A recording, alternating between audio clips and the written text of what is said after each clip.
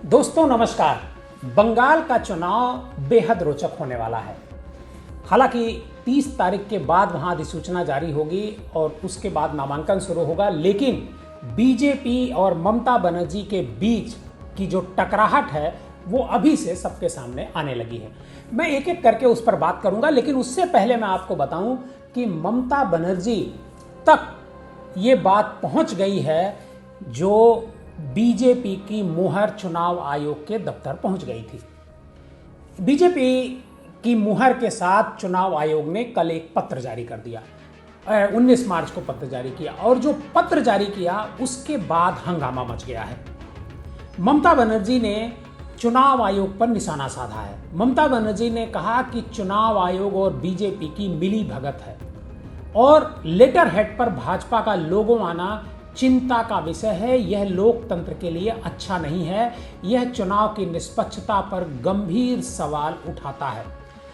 आज चुनाव प्रचार के लिए रवाना होने से पहले ममता बनर्जी पत्रकारों से बात करती हैं और कहती हैं कि अब पोल खुल गई है।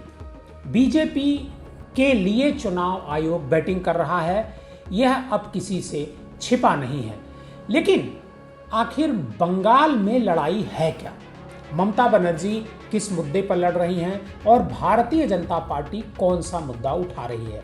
वो कह रही हैं कि बंगाली अस्मिता और को बचाना है और भाजपा को घुसपैठिया वो बताती हैं। बीजेपी जैसे जैसे चुनाव नजदीक आ रहा है अपनी रणनीति जो है वो खुलासा करती जा रही है, लेकिन ये जो चुनाव है एक तरीके से वैचारिक टकराव की तरफ बढ़ रहा है। ऐतिहासिक रूप से चुनावी चर्चा खुले तौर पर सांप्रदायिक राजनीति से अपेक्षाकृत अछूती बंगाल में हमेशा रही है, लेकिन टीएमसी और बीजेपी के बीच जो टकराव हो रहा है, वैचारिक टकराव हो रहा है, वह अब किसी से छुपा नहीं है। तृणमूल कांग्रेस ने बीजेपी के खिलाफ लड़ाई में हमेशा बंगाली गैर बंगाली के नारे का इस्तेमाल किया। इस विधानसभा चुनाव में भी टीएमसी ने बीजेपी के खिलाफ बंगाल का वचन बंगाली का वंचन का नारा दिया है और यह नारा चुनाव प्रचार में महत्वपूर्ण भूमिका निभा सकता है। बीजेपी इस बार अपने उम्मीदवारों की सूची हिंदी में प्रकाशित कर रही है। पहली बार ऐसा हो रहा है, नहीं तो जनरली अंग्रेजी में होता था।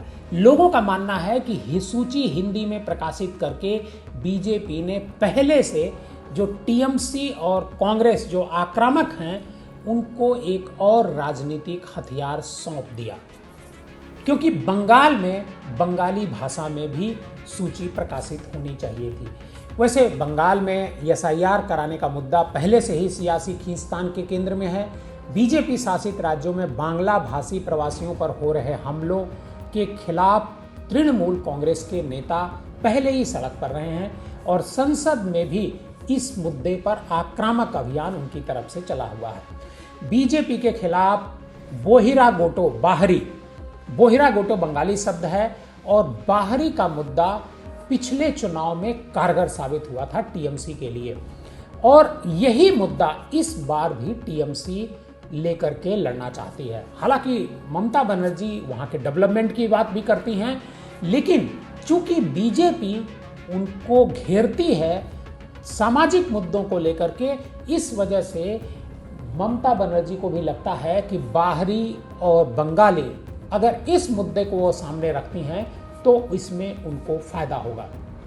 हालांकि बंगाली उपराष्ट्रवाद का मुद्दा भी इस बार एक तरीके से विस्तार रूप ले रहा है और ममता बनर्जी ने तो भाजपा पर बंगाली पहचान पर हमला करने का आरोप लगाया है।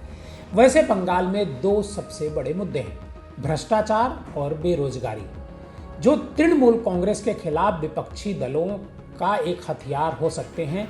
प्रधानमंत्री ने भी स्पष्ट संदेश दिया था कि बीजेपी अपने चुनाव में घुसपैठियों के मुद्दे को प्रमुखता से रखेगी। बीजेपी ने उद्योगों के पलायन का भी आरोप लगाया, उद्योगों का कब्रिस्तान बंगाल को कहा। पार्टी नेताओं का कहना है कि पिछले 14 वर्षों में 6000 से अधिक कंपनियां बंगाल छोड़कर बाहर चली गई। उनकी दलील है कि राज्य व्यापार शिखर सम्मेलन से जो निवेश प्रस्ताव आता है उनमें से महज 3% ही जमीन पर उतरता है। बीजेपी घुसपैठ का मुद्दा भी बंगाल में बहुत तेजी से उठा रही है। प्रधानमंत्री नरेंद्र मोदी खुद मुस्लिम बहुल सीमावर्ती इलाका एक है मालदा, वहां पर जब वो रैली करते हैं तो वो तृणमूल कांग्रेस पर घुसपैठ के मुद्दे को लेकर के निशाना साधते हैं। वह कहते हैं कि बड़े पैमाने पर अवैध घुसपैठ से जो जनसंख्यिकी है, मतलब यहाँ की जो डेमोग्राफी है, वो बदल गई है और दंगों को बढ़ावा मिल रहा है। पीएम ने यह भी आरोप लगाया कि टीएमसी के संरक्षण और सिंडिकेट राज के कारण यह सब बहुत तेजी से फल फूल रहा है। टीएमसी इसका जवाब भी दे रही है। टीएमसी बीजेपी को बाहरी बता करके और ये भी बता रही है कि बीजेपी अगर आ गई तो यहाँ पर जो मच्छी भात आप लोग खाते हैं वो खाने से भी मना कर देगी, और ये इसका जवाब बीजेपी दे रही है। बीजेपी के जो कैंडिडेट हैं वो कैंपेन जो कर रहे हैं वो मच्छी हाथ में लेकर के कर रहे हैं। उसको लगता है कि बीजेपी अगर ये बात वहाँ के लोगों को नहीं बताएगी, नहीं समझाएगी, तो उसे नुकसान हो सकता है।